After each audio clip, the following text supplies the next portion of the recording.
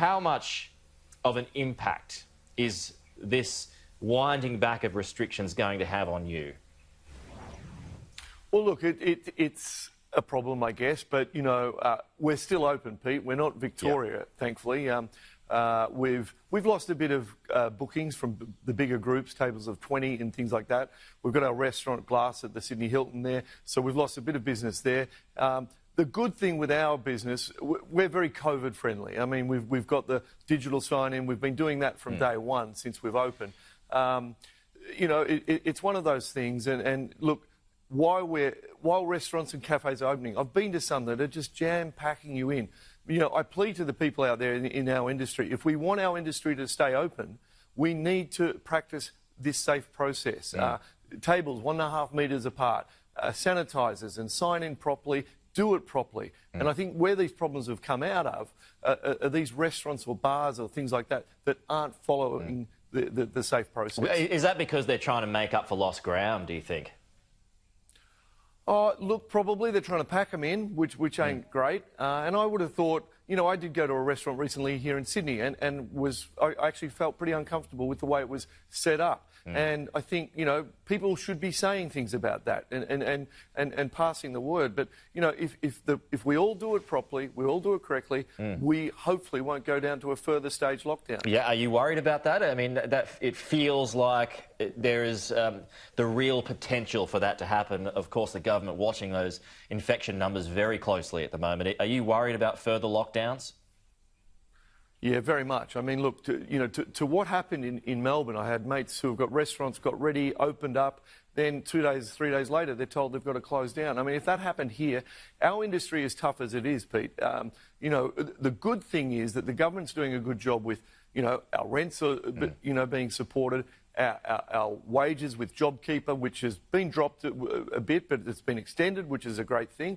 But, you know, at the end of all this, when JobKeeper finishes and rent goes back to normal, and hopefully this is gone, there's a vaccine, because we can't open with full capacity. That's our problem. Now, we've got 75 seats in this restaurant with 1.5 metres between each table. Now, we could probably do double that in normal times. So we're losing about half our capacity.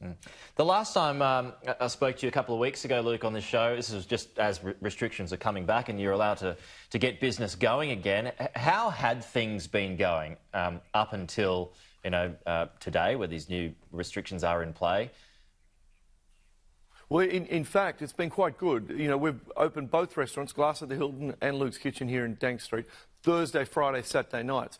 We've opened Friday lunch at the Hilton in Sydney, but, you know, as you know, Pete, in the city's still pretty quiet. I think a lot of people are still working from home. So the lunch trade's there, but it's nowhere near what it was. In the last week, since this new bookings have come through, we've noticed that there's a lot more nervousness, I guess, is the word out there. And people, we've had a few cancellations come through in both of the restaurants, and speaking to other chefs and restaurateurs in the city, they're sort of feeling the same thing. So it's interesting time. And are people actually calling you to cancel, or are people just leaving their bookings in place, which I'm sure would be an absolute frustration for you and all the businesses out there? Yeah, look, we took the first step when we were allowed to reopen. We take people's credit card numbers. So if they book, we take their credit card numbers, and they will be charged $50 per head if they don't turn up.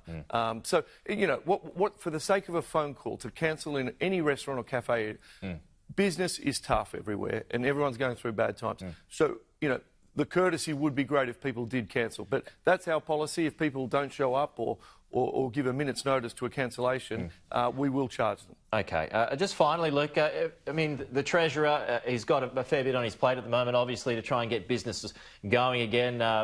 Would you have a message for him at all as one of the, you know, the key business leaders in the country with what you do? Is there something that you would like to see happen that would encourage more investment?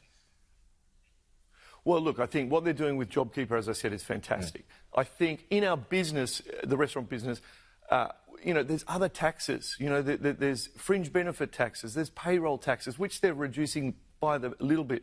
But once, as I said before, Pete, once all this JobKeeper and things are finished, our business, restaurants, cafes, the hospitality business, tourism, is going to need all the help it can get. And the government's talking about bringing jobs back and creating more jobs, which is fantastic.